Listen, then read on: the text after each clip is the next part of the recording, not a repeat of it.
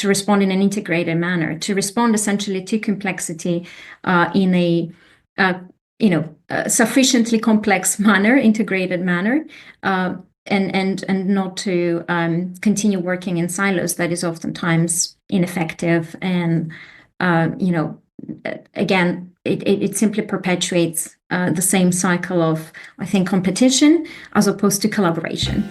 This is a podcast called Walk, Talk, Listen. An attempt to connect people and make this world a bit better by sharing opinions and experiences based on the belief that everyone's perspective is true, albeit partial. My name is Maurice Blom, and I would like to welcome you to yet another episode of Walk, Talk, Listen.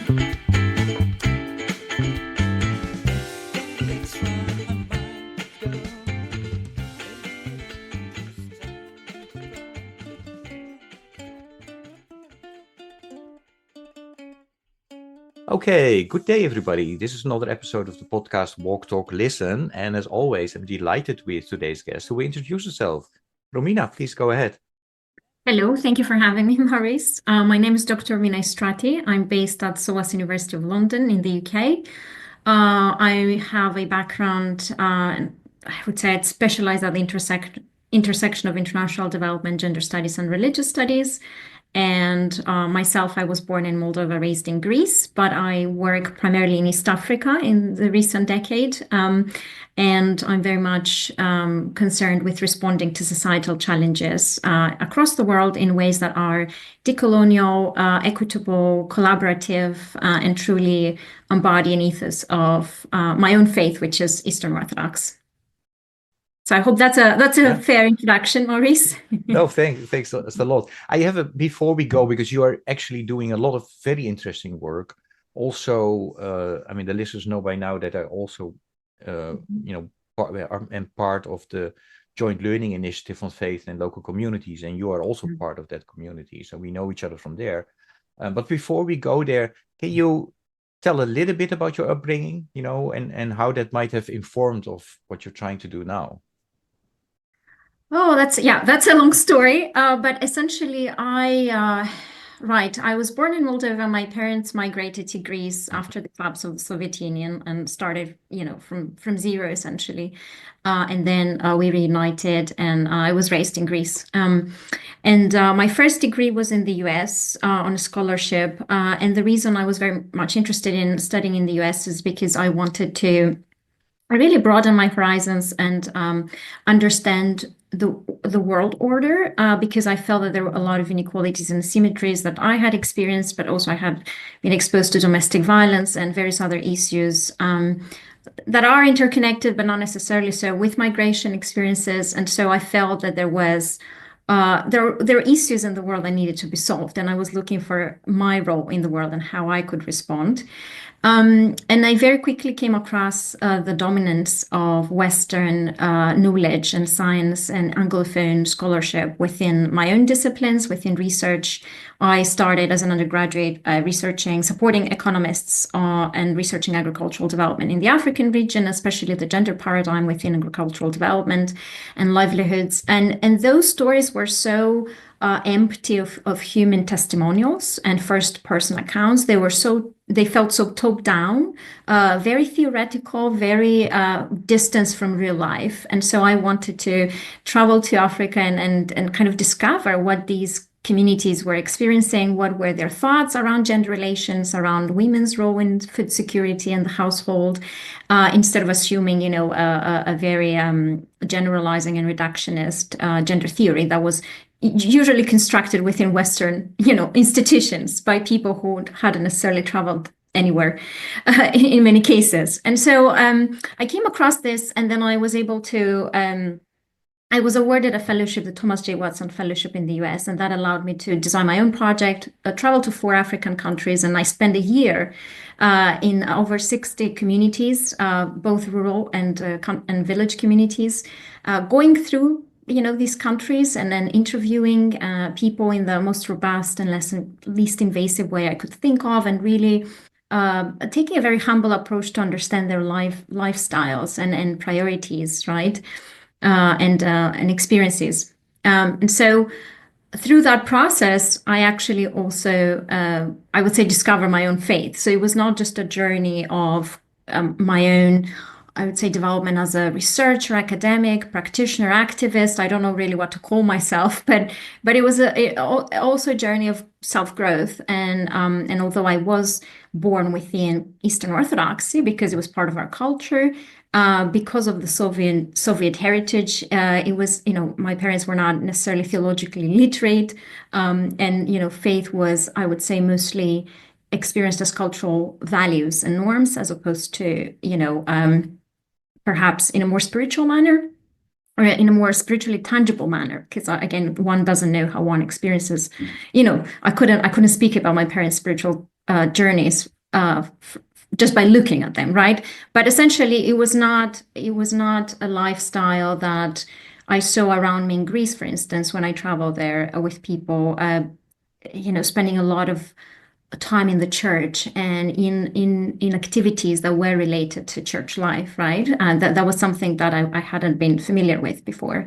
And so I remember particularly visiting Ethiopia, Tigray region, which sadly has recently been affected by the conflict, the Tigray conflict, and again, Ethiopia has, and Tigray region in particular, is considered sort of the historical center of Ethiopian Christianity, and the first saint to whose activity the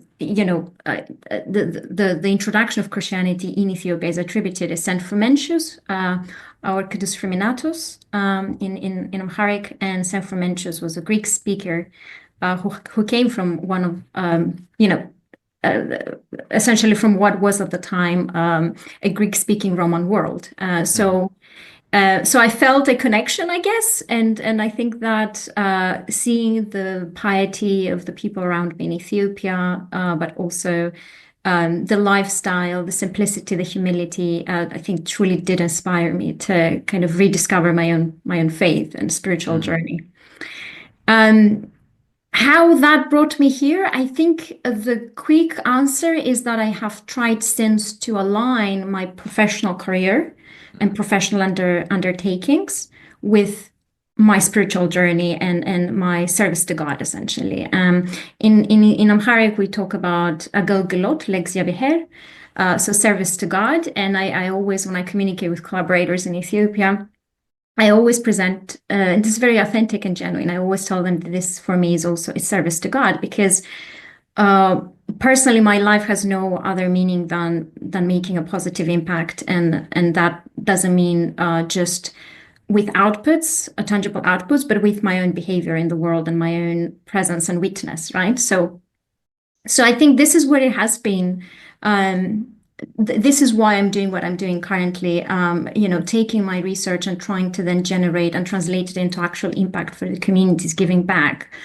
So everything that I've built since, including the Project Dildil model. So this is a model of co-creation and collaboration with indigenous communities in the African region, but also in Europe currently where we work, is all inspired by my faith, that it seeks to honor every individual as the image of God, that seeks to appreciate and respect every human being as part of the creation, as equal to each other, and really move away from this colonial legacy that sadly underpins, of course, many of the structures in the UK, but other Western societies as well, and more generally the coloniality in the system, which moves beyond colonialism in the experience of colonial control, right? It's about the modernity paradigm and the control that the power inequalities in the system, essentially, that perpetuate certain dynamics and marginalize certain voices over others, and again perpetuate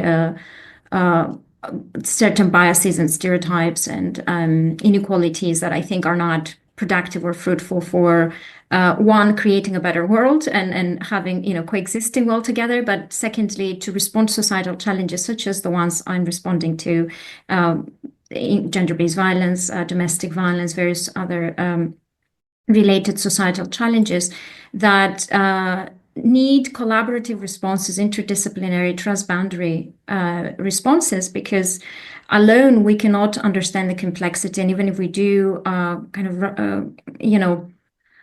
grapple with this complexity on our own, we still need complementary knowledge and experience to respond in an integrated manner, to respond essentially to complexity in a sufficiently complex manner, integrated manner, and not to continue working in silos that is oftentimes ineffective. And again, it simply perpetuates the same cycle of, I think, competition as opposed to collaboration. So I'll stop here and give you a chance to respond. Thanks for that, Romina.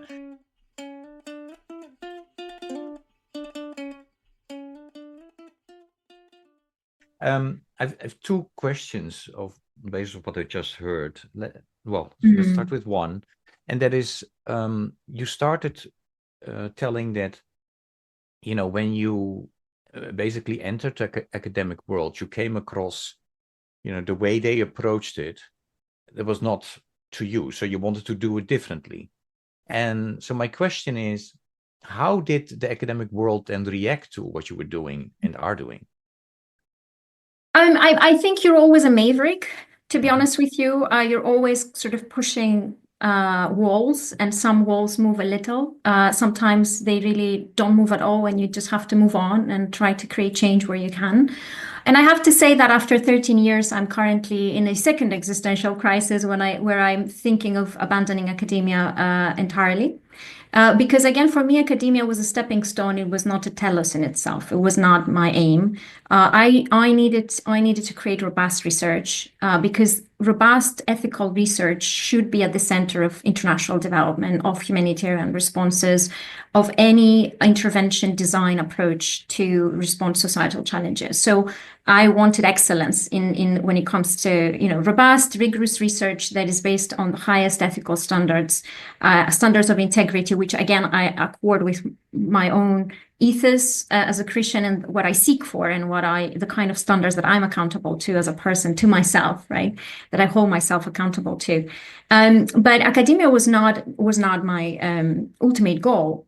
So I think I think going through this process, I realized that it can offer, as I said, it can serve as a valuable step, and it can offer valuable resources and necessary resources. But one great lesson I've learned is that research can happen in multiple places. Is not limited to higher education. And I think once we enter higher education, because it offers various pathways for social mobility and career development pathways, oftentimes we settle and we stay because it provides us with those options. But sadly, academic life also has its more toxic side, and I think everyone is increasingly becoming not only aware but outspoken about this. There is a lot of, again, I think like any institution and any system is affected by power inequalities, by all sorts of groupthink cultures, right? Of all sorts of limitations beyond the bureaucracy and the administrative side, which really slows down any process that then I think really is not conducive to innovation and quickness of response. When you, for instance, when you think of humanitarian crisis, or when you think of all sorts of societal challenges that require, adaptation and quick thinking to respond to. So I think it really depends on institutions. Again, I don't want to generalize. Some institutions have better infrastructure. Some institutions have more experience. Academics are given more support. Academics may hold different external grants, right? And so that brings them more credibility and, again, more support, more resources. But again, having held a 1.2 million grant soon after my PhD, which I have now renewed with about 488,000 more. So it's a bit below 2 million in a 7-year period, right? And having gone through the experience of holding a grant that enables me to have access to more resources and some more support, I still I guess I have really come face to face with the limitations of the bureaucracy in higher education.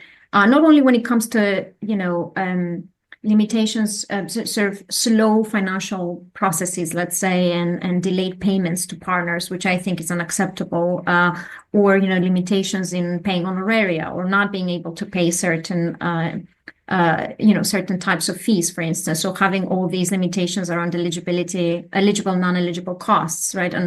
And various other limitations, again, that are very technical, right, and reflect our own regulatory system in the UK that may not accord with the regulatory system and the cultural expectations of our partners in their own parts of the world. And again, those may perpetuate inequalities, may perpetuate that culture of us requesting them to meet us where we are instead of meeting halfway, right? So I've seen closely that. Even though, even when you do have the resources and the type of grants that everyone is currently seeking to secure, these limitations are not necessarily overcome. And I think that is a reflection of both the cultural, the issues of research culture that we're facing in the university currently. So again, all sorts of, but I don't want to generalize, but all sorts of trends and patterns and norms that are not productive, right? And do not reward the right people, do not recognize the right people, do not promote the right types of relationships and the right ethos, I think, that we need for creative research, and healthy collaborations to create that research.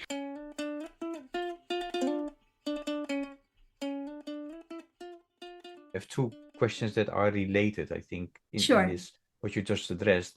The first thing was something you said in the beginning is, giving back to the community, in your research or as a result of. And so I would like to understand, and also for the listeners, how. And then the second thing you mentioned, it seems also related, is that you mentioned that you discovered that there are multiple ways of doing research. So that is not only the higher education part. Yeah. Maybe it's related. But yeah, can you address that? Yeah, I mean, I think it's a very difficult question. And, there are people who are more cynical and or more disappointed or disillusioned and will say, well, the way the system is, which is, not only epistemologically unequal with certain knowledge systems dominating over others, certain languages dominating over others, and so on.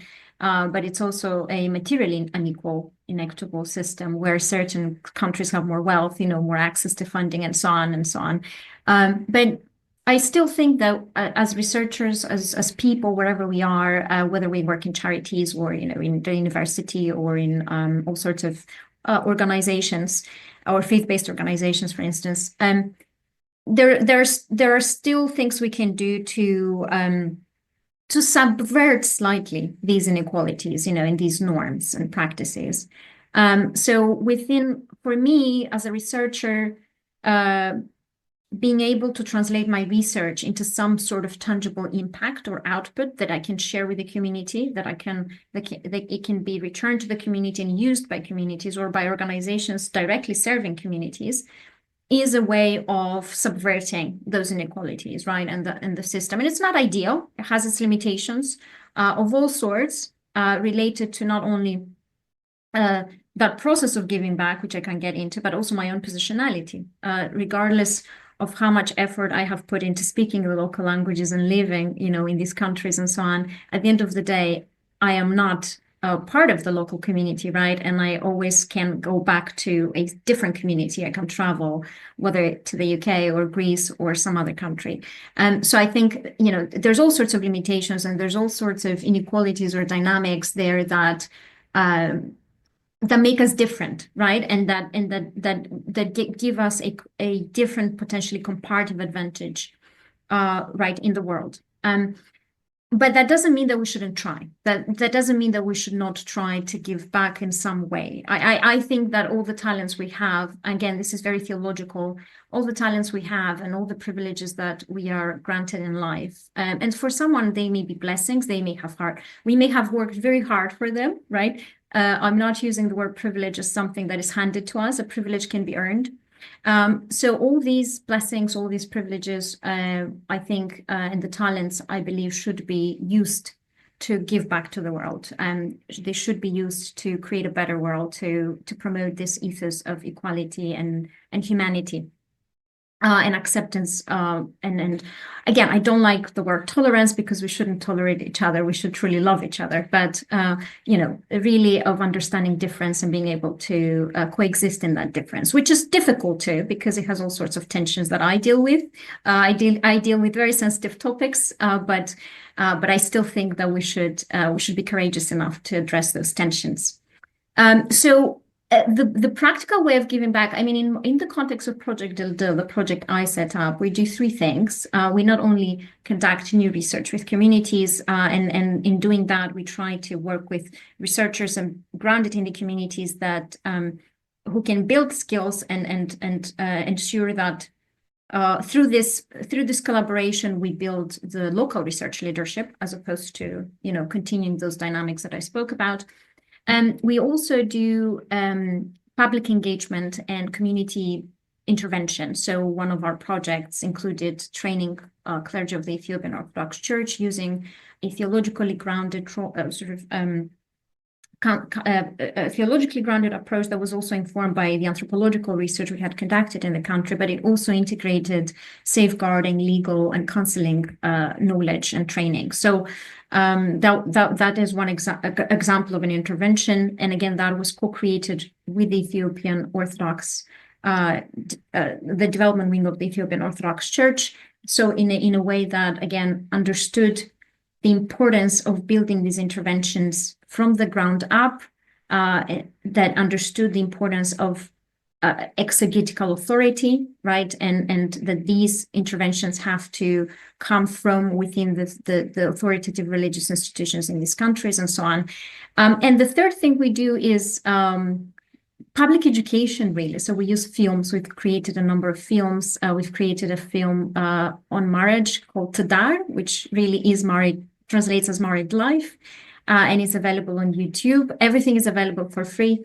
And that film is also based on the research, because again, we realize that not everyone can read the very lengthy, doctorate thesis that I've written, or my monograph, or the very lengthy reports we write. Even if they're shorter, we produce shorter versions and policy briefs, but the communities on the ground are not going to see them. The communities on the ground rarely have internet access, or rarely know where to look for these items. And even if they find them, the language they use on the everyday basis is very different than the language we use in academia, no matter how much we try to simplify. So we try to find that alternative ways, right? Film is such a way. Creative industries offer those possibilities. And podcasts such as this one in local languages that are being led, again, from the ground up and created, and various other creative formats, including interactive formats for research, so that communities are actively engaged in the research process, and they feel their agency is essentially respected, instead of treating research participants as passive participants. So again, all sorts of creative approaches and ways that are informed by this decolonial ethos, and with the limitations that are inherent to that effort, but at the same time with an authentic, I would say, genuine commitment to be different and to work differently with our partners. I think this answers your first question. Mm-hmm. And then you had and just a quick comment. Yes. Thank you for that. I mean, really fascinating. And I would really encourage the listeners to check out the website that I will ask you to mention. And then we will also mention it in the podcast notes. But why I also find it fascinating is because that the organization that I work for at the moment, or help them out, JLI, also struggles with that. I mean, there is a lot of information out there, really valued by the community, but especially what we have heard from people from the field, let's call them, for lack of a better word, NGO workers, that, do you have something more simple?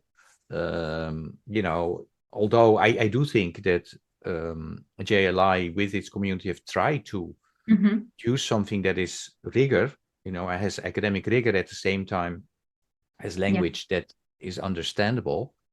there is still exactly what you said. There is still, if you need to tailor it to certain audience, you need to do something with it, right? And of Yes. course, I mean, translating in their own language is an obvious one. Yeah. Not always easy, by the way. But I'd then say looking the most for, difficult. Yeah.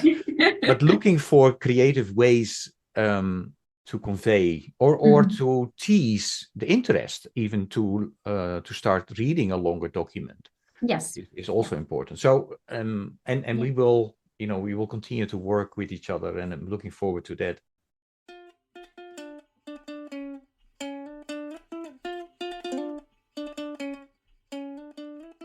The second part of the question was around Yes. the different types of research, right? And yeah, please go ahead.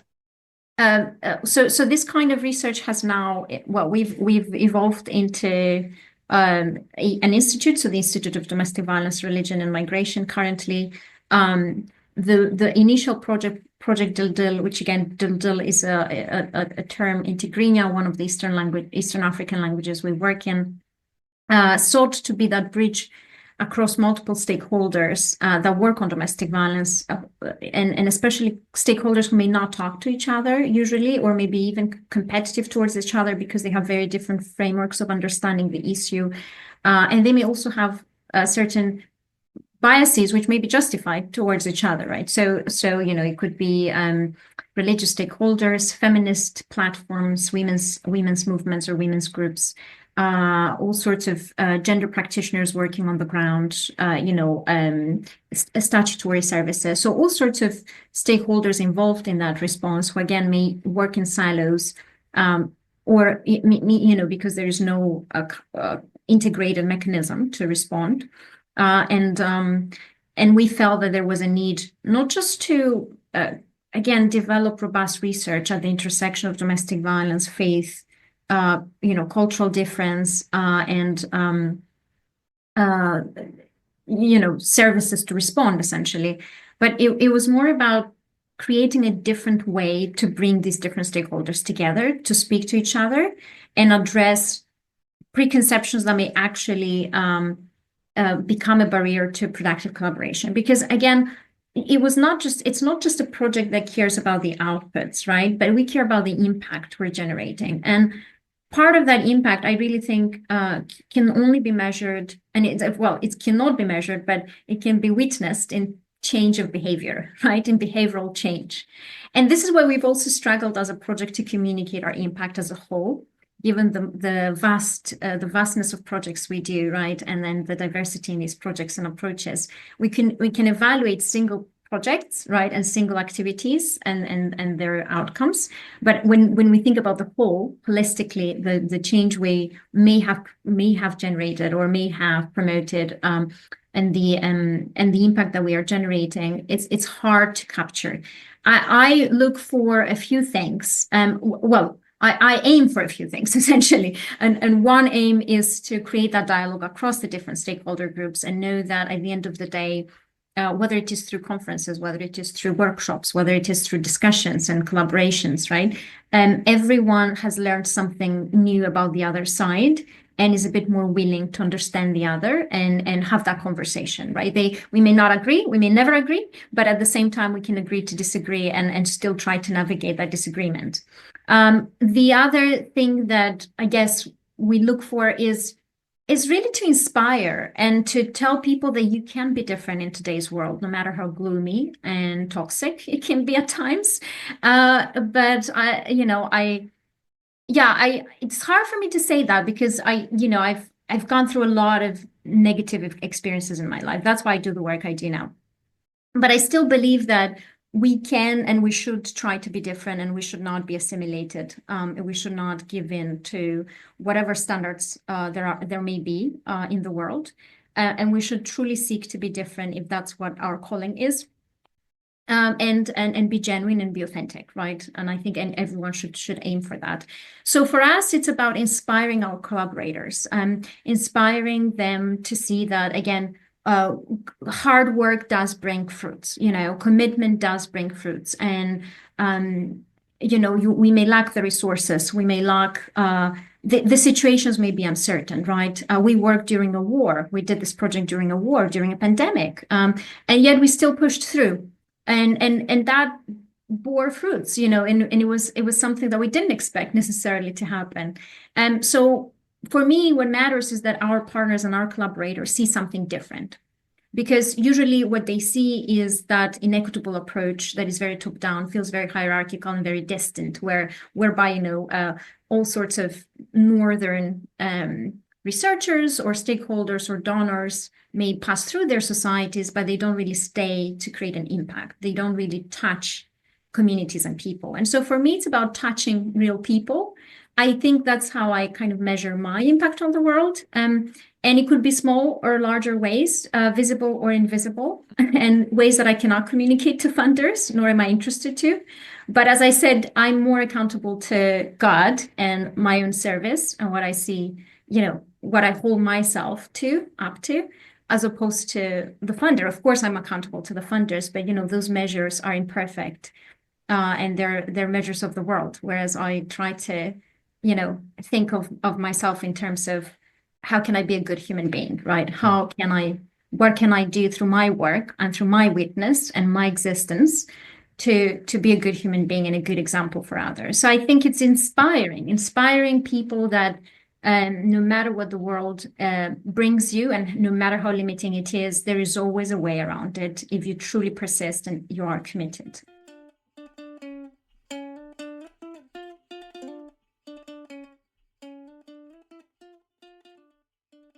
This definitely resonates with me, trying to touch people, a connection. And what I hope, this podcast is contributing to is connecting people. Mm-hmm. We are connected, I connect you with the listeners. And then I come up with a question that, I'm connecting you with the previous guest. Because I really believe also something else that you said in terms of, it might be difficult to have the dialogue and discussion, but I'm inspired by a philosopher called Ken Wilber, who says that nobody can be wrong 100% of the time. So if that's the case, then there is always an opportunity, right, to start a dialogue. So I have a question for you from the previous guest, and the previous guest is asking you. My question for the next guest is, when was the last time you were deeply touched by a song or a musical piece, and why? That's an interesting one. I think I do have an answer. It would be, I can't remember now, Death May Die, that is the title. And I happened to listen to it first time during Christmas. And it was very symbolic, right? So I think it's by, let me just look at my Spotify. Succession Studios, I don't know. It's one of those types of motivational songs that different artists are creating, and it's just the tune. It has no words, no lyrics. And I really like those because I'm so overcharged with information. I like the songs that have no lyrics. And of course, beyond that, classical music, Tchaikovsky is my favorite, Swan Lake. That's, something that has no comparison. I go back to that frequently. But the reason that one, Death May Die, touched me, of course, it was on Christmas, so I was kind of, smiling about it. But it's actually really emotional. It has the violin, and I love the violin. Very motivational.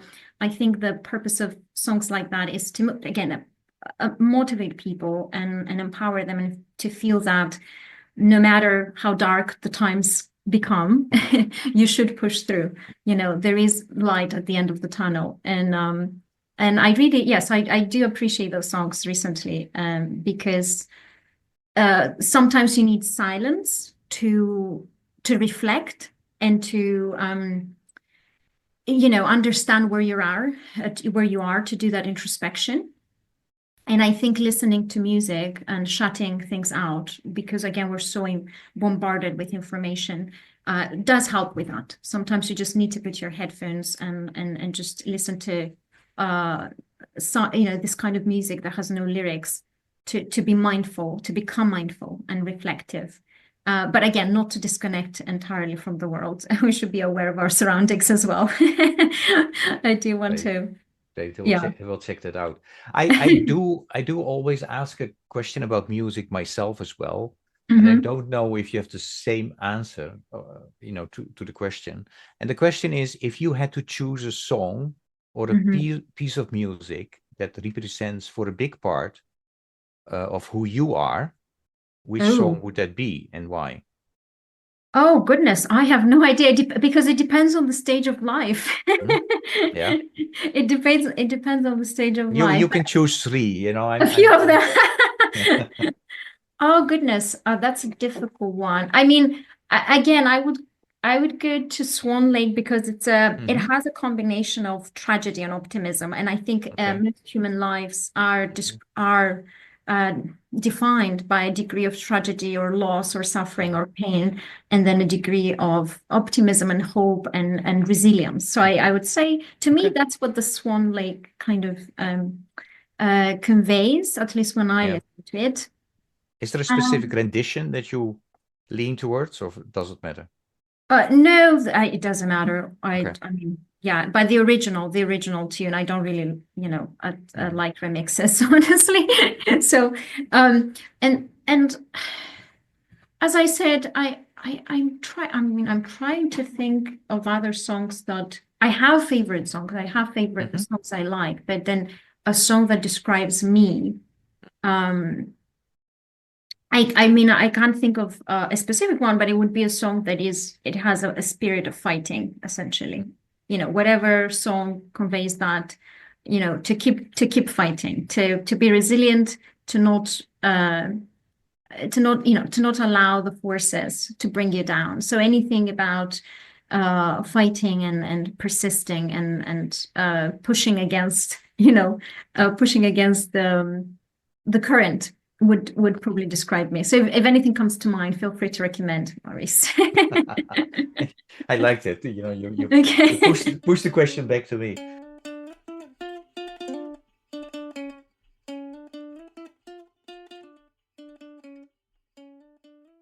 Yeah. Your question for the next guest. Oh, goodness. My question for the next guest. It will probably have to be a profound one, and I don't want to put them in a difficult situation, but probably profound and personal. Mhm. Um, it would be something along the lines of if you, yeah, I mean, I don't want to be cliche, but essentially, I would kind of challenge. It would be a question and a challenge at the same time, and one that I put to myself too. In the sense of, or along the lines of, how would you want to live your life, or how would you aim to live your life so that when you know it's ending, you have no regrets. It's I don't know how to kind of frame this in a better way, but it's, what should we aim for? What should we strive for? How should we strive to live so that when our time comes to depart, right, we have no regrets. We look back and we feel that we've done what we should have done, that we've put our soul, our hearts into where we had, our commitments, um, we sort of maximized, our presence in the world, but at the same time, in a manner that was also fulfilling to us as individuals, right? So it's not just about what we do, it's who we are. And so the question would be, who should we strive to be? What should we strive to do so that when we do, when our time comes to depart, when death does come, we're pleased, we're happy, we're joyful, in the sense that, and I know that this sounds very awkward to people, but I think, this is an inevitable reality. And so, how can we make sure that when that time comes, we feel that we didn't miss on something important, miss out on something important, those regrets that are very deep in the heart and, sometimes hold people back. But that's a very profound one. I can think of another one if you. No, I think it's perfect. Yeah, that's great. Thanks for that.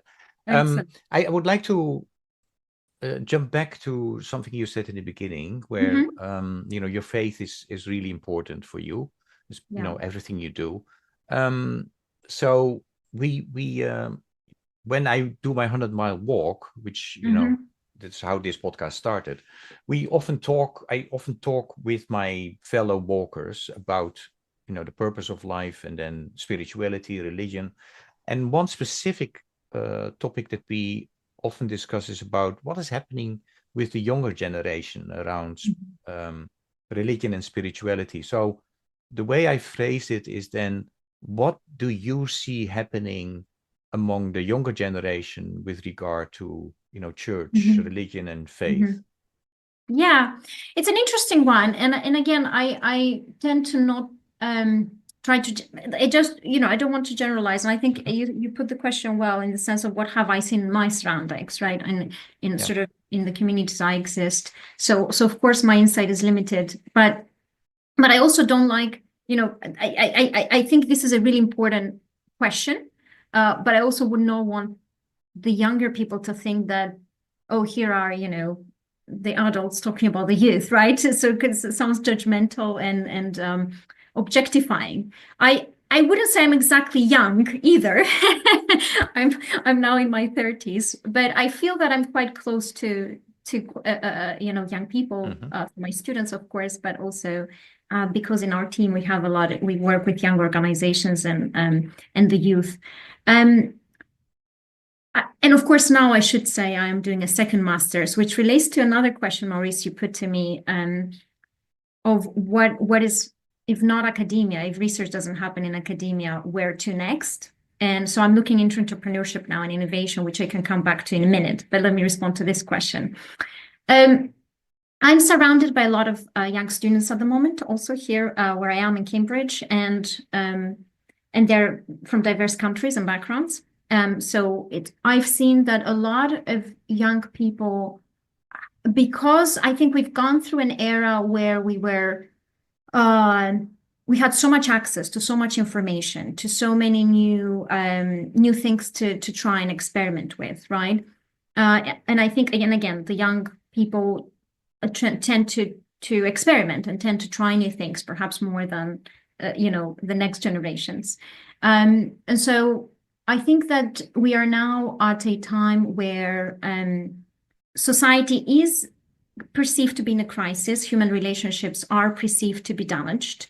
You know, I think about narcissistic abuse and the level of awareness nowadays about narcissistic abuse. When I experienced it as a victim, nobody had ever heard about it. I had no idea what that was, and I had to learn the hard way.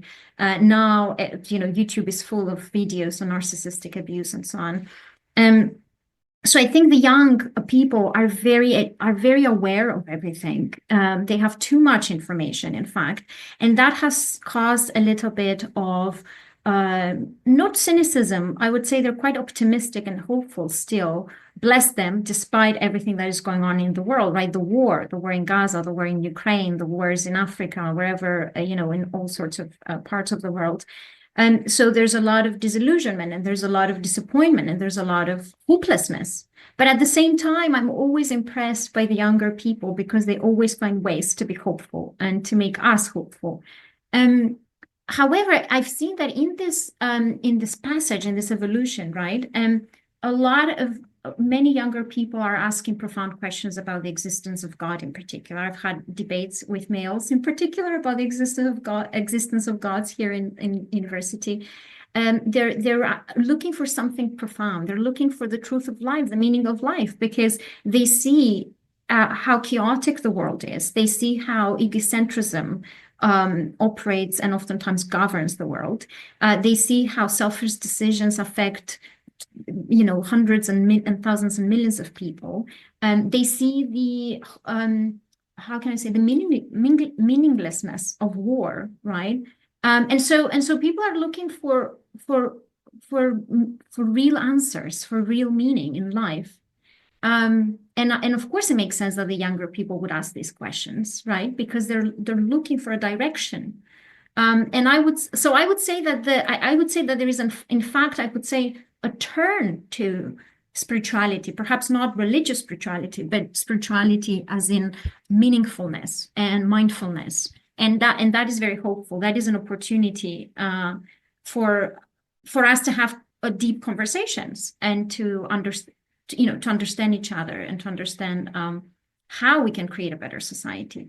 So I'm quite hopeful. I know there's a lot of criticism about all sorts of cultures that exist amongst the youth, but I think this also reflects the problems of the previous generations and the problematic world that we've created, or the generations before us.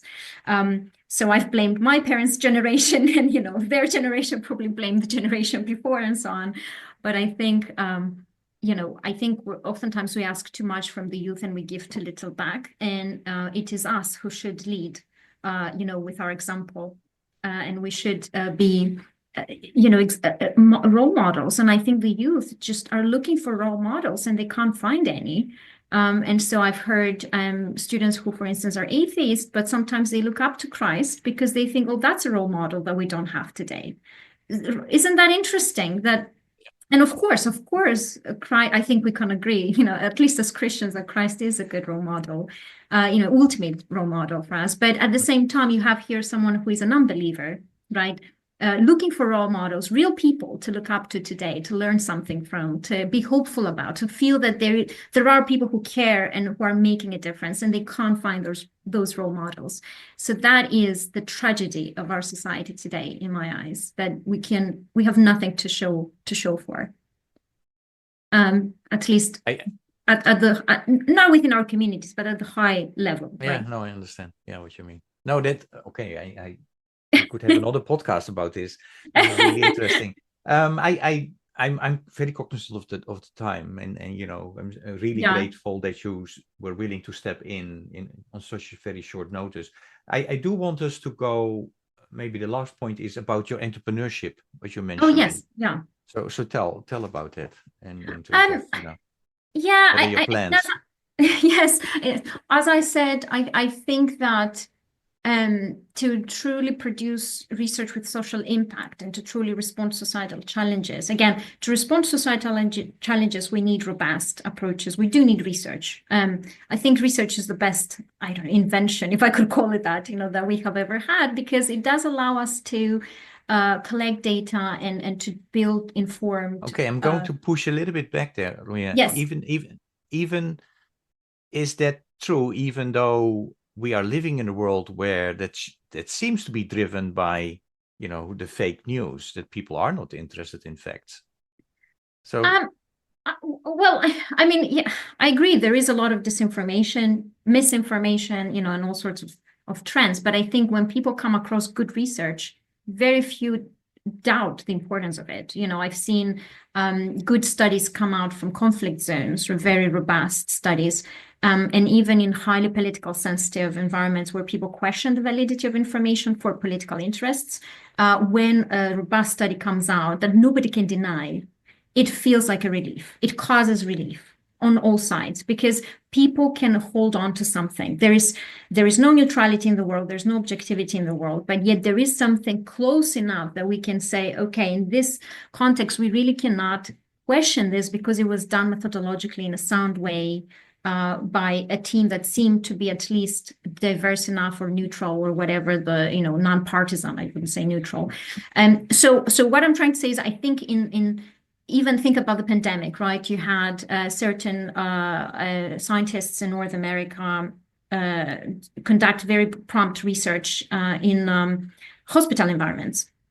And so they were able to communicate in that time of disinformation and misinformation and a lot of emotional information sharing. In that time, they produced robust research about, contagion in hospital environments, right? So all sorts of findings at the time that people could not really question because they were done robustly within, laboratories and by teams that seem to see both sides. That was important, because when people are highly ideological in their research, it does create doubt, whether we like it or not. So I think as researchers, essentially my answer to your question is that there's good and bad research, right?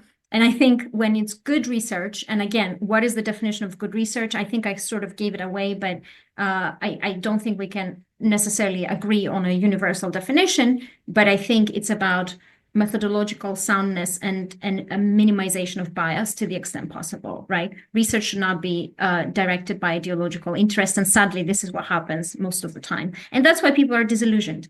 But if we can, as I said, if we can live independently in the world, and I think researchers and intellectuals and academics should be that force in the world, if we can live independently from all the ideologies and truly aim to be in the middle, and I take a very Socratic and Aristotelian approach to this, having a Greek, cultural background, I really think we have to always be in the middle and even almost radically refuse to take any ideological side. Always be the voice in the middle, because I think the truth is always in the gray area. It will never be in the outliers or in the extremes. And that sounds a bit radical and a bit generalizing, but I still think that when it comes to human life and humanity is complex, most truth is in the complex. It's not black and white. It's not simple to communicate in order to accommodate diversity, right? In order to accommodate the diversity in human experience and the multi-layered existence that we have. So I think it is going to usually have complex answers, right? So I have always tried to be that voice, that critical thinker who refuses to take ideological sides, whether I agree with certain elements from one side and with certain elements with the other. I radically subvert this trend that tries to group us in ideological camps. And I think this is what everyone does, whether for the control of power or for the promotion of their ideology or for money making or for profit making. I mean, you name it. The best way to achieve your aims is to divide people, right? The divide and rule colonial model. And it's the same thing at the ideological level. When people force us into camps, right? They create division, and I'm against division. I build bridges. Inherently, this is who I am and what I want to do. And I think to build bridges, we have radically to refuse to take ideological sides. This doesn't mean not having personal beliefs. And that is where the tricky part lies, right? Because you can have your own values, your own beliefs, but still achieve to be a critical thinker and to try to hold a nuanced position about life and any topic that you may be exploring with any interlocutor. You think of Socrates, he had his personal values and was willing to die for them, right? And we have our personal values and we should be committed to them, but at the same time we should be critical thinkers who challenge our interlocutors, who challenge people to think differently and beyond the framework they have inherited or the framework they feel very strongly about. We all do. So we do have to try and open horizons. I think that should be the role of the researcher, of the intellectual, of the academic, of the scholar. And suddenly we're not embracing that role, I think, not enough. No, thank you for that. Okay, I do have to ask you to go into your elevator speech with regard to the entrepreneurial. Yes, I deviated again. Thank you, Maurice. I deviated. I don't know how you do it. You just inspire me to take, go into new directions of thinking. But with entrepreneurship, essentially, the reason I arrived at this is because I realized that research in the university doesn't accommodate, the type of intervention, design, and responses that are needed when life events happen, right? And crises happen, including a war, a pandemic that I've lived through recently. But also problems such as domestic violence, right? Gender-based violence, conflict-related sexual violence. These, responses have to be creative, have to be prompt, right? Because oftentimes we deal with emergencies in the world, and they have to take a systems approach. They have to consider as much as possible all the parameters, the diverse interests and vulnerabilities that exist in the system, the diverse actors and how different actions will affect different actors differently, right? So this is about mapping a very complex system that the world is, and then responding appropriately and in a way that understands that no matter what response we take, it will have unintended or unknown consequences as well, right? and then being able to adapt to today's reality, right? Which I would say is I would describe the world as quite uncertain. So operating productively and effectively in uncertainty, I think requires, I would argue, entrepreneurial skills. And that, then asks the questions, it leads to the question of what is entrepreneurship, what are entrepreneurial skills? And I think this it doesn't have to, entrepreneurship does not necessarily seek profit making or profit maximization necessarily. There's social entrepreneurship and there's impact entrepreneurship and all sorts of entrepreneurships, ways anyways. For me, entrepreneurship is about finding creative, innovative, or novel responses and approaches to respond to societal issues that are not new. They may be old. So it's not about an invention necessarily, right?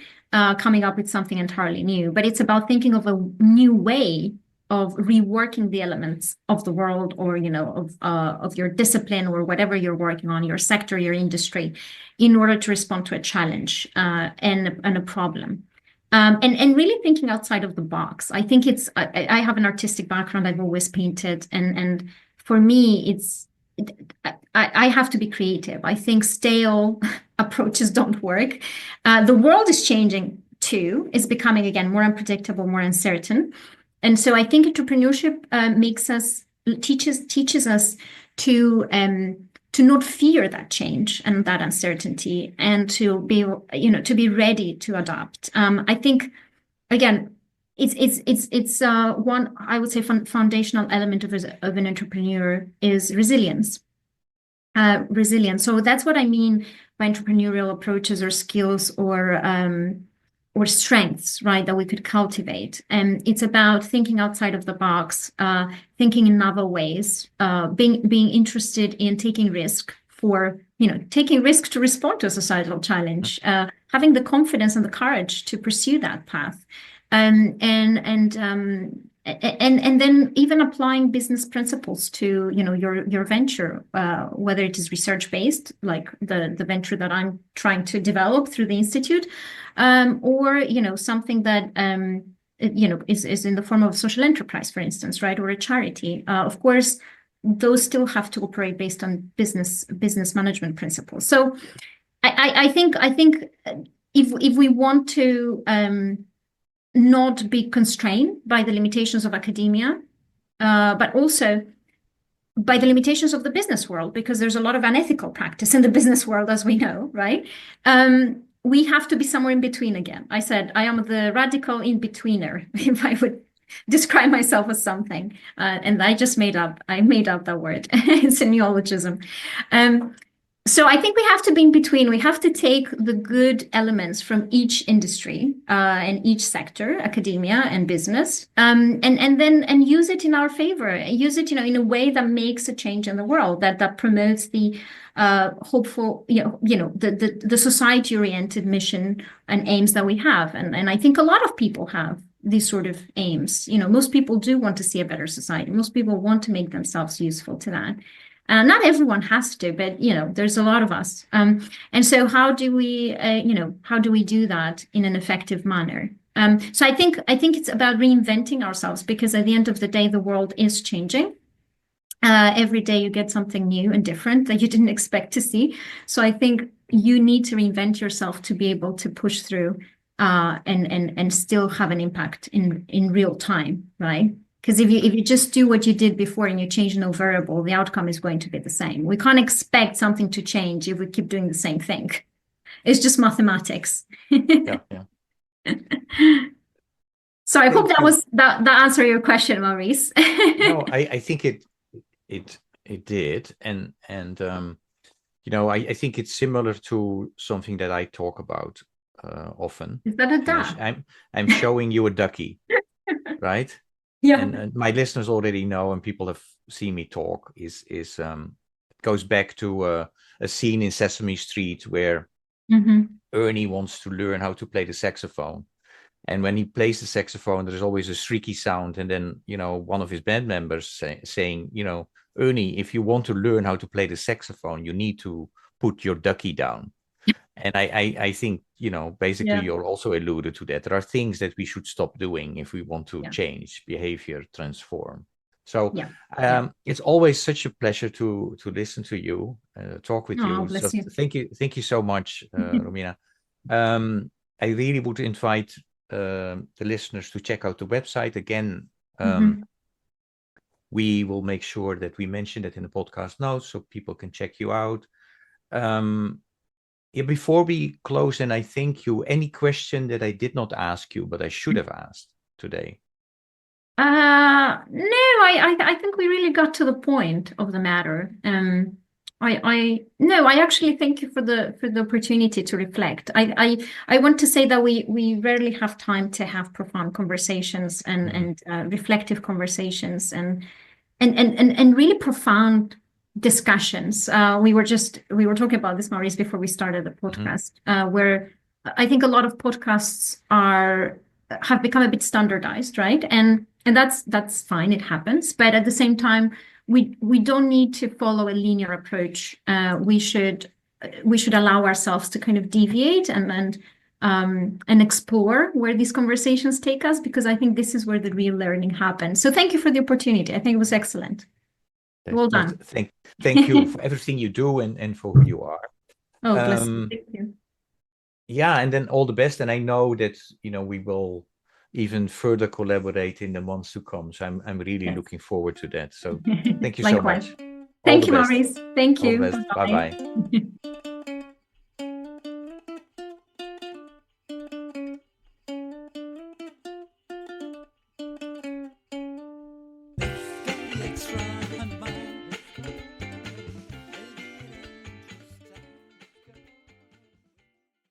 Thank you for listening to Walk, Talk, Listen.